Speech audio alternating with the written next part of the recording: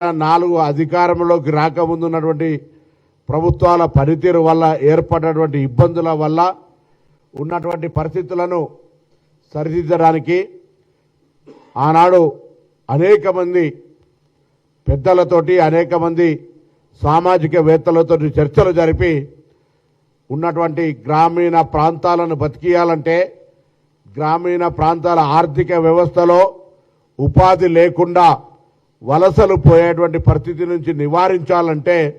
మహాత్మా గాంధీ గ్రామీణ ఉపాధి పథకం చట్టాన్ని తీసుకొచ్చి మరి గ్రామీణ ప్రాంతాల్లో పనులు కల్పించడం, ఎక్కడికి వలసలు పోకుండా తిండి లేక ఇబ్బంది పడి పస్తులు ఉండేటువంటి పరిస్థితి నుంచి కాపాడి మహాత్మా గాంధీ గ్రామీణ ఉపాధి పథకాన్ని తీసుకొని రావడం జరిగింది. ఆ పథకం నిరాటంకంగా కొనసాగుతూ 2014 ఎన్నికల సందర్భంలో భారతీయ జనతా పార్టీ ఎన్నికల ఎజెండాలో ఇది గ్రామీణ ప్రాంతాలకే కాదు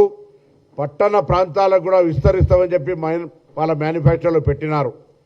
నిజంగా ఒకవేళ ఆ గ్రామీణ ప్రాంతాల నుంచి పట్టణ ప్రాంతాలకు కూడా విస్తరింపజేసి ఉంటే బాగుండే, కానీ దాన్ని మెల్లమెల్లగా స్లో పాయిజనింగ్ చేస్తూ కిల్ చేసే ప్రయత్నం చేస్తూనే ఇటీవల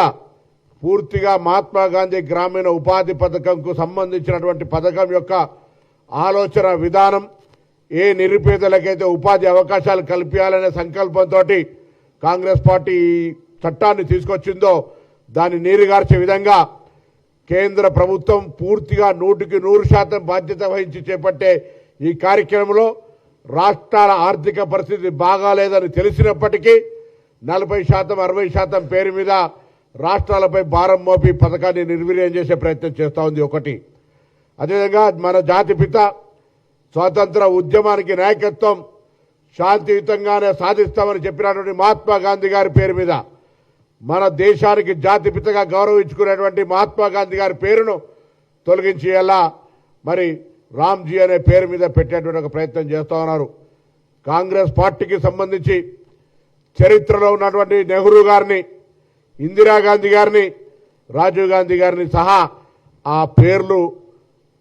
పూర్తిగా ప్రస్తావించకుండా ఉండాలనే ప్రయత్నంలో భాగంగా వాటికి మాత్రమే పరిమితం కాకుండా ఇవాళ ఈ దేశ స్వాతంత్రం కోసం మరి పోరాడినటువంటి మహాత్మా గాంధీ గారి పేరును కూడా మలిపేసేటువంటి ఒక ప్రయత్నం జరుగుతూ ఉంది. అందుకే దేశవ్యాప్తంగా కాంగ్రెస్ పార్టీ అనేక నిరసనల కార్యక్రమాలు చెప్తా ఉంది. అందులో భాగంగా ఇవాళ రాష్ట్ర వ్యాప్తంగా దేశవ్యాప్తంగా కాంగ్రెస్ ఆవిర్భావ దినోత్సవం రోజు ప్రతి గ్రామంలో గాంధీ గారి ఫోటోకు దండేసి గాంధీ గారి ఫోటోతో కలిసి ఈ ప్రభుత్వ వైఖరి నిరసనగా తెలియజెప్పే కార్యక్రమాన్ని జరుగుతూ ఉంది. ఇలా అన్ని గ్రామాల్లో ఈ కార్యక్రమాలు జరుగుతూ ఉన్నాయి. ఇదే సందర్భంలో కాంగ్రెస్ శ్రేణులకు కానీ నూతనంగా ఎన్నికైనటువంటి తెలంగాణ రాష్ట్ర సర్పంచులందరికీ విజ్ఞప్తి చేస్తూ ఉన్నాం, అధికారులకు కూడా విజ్ఞప్తి చేస్తూ ఉన్నాం సహకరించాలని. అన్ని గ్రామ సభల్లో మొదటి గ్రామ సభ పెట్టుకునే సందర్భంలో తప్పకుండా మహాత్మా గాంధీ గారి పేరును తొలగించడాన్ని తీవ్ర ఆక్షేపణగా పేర్కొంటూ ఆ తీర్మానం కాపీని రాష్ట్ర గ్రామీణాభివృద్ధికి, కేంద్ర గ్రామీణాభివృద్ధికి, ప్రధానమంత్రికి పంపు ఈ యొక్క మన నిరసనను మహాత్మా గాంధీ గారి పేరు తొలగించడం అనేటువంటి మాట ఈ దేశానికి మంచిది కాదు, జాతిపితను అగౌరవపరిచినట్టే అనేటువంటి మాట గ్రామ స్వరాజ్యాన్ని ఆకాంక్షించినటువంటి మహాత్మా గాంధీ గారి ఆలోచన మేరకు ఉన్నటువంటి ఈ యొక్క ఉపాధి హామీ గ్రామీణ ప్రజలకు ఒక లైఫ్ లైన్ వంటి ఈ ఉపాధి హామీని దెబ్బతీసే ఈ పథకాన్ని యథావిధిగా కొనసాగించి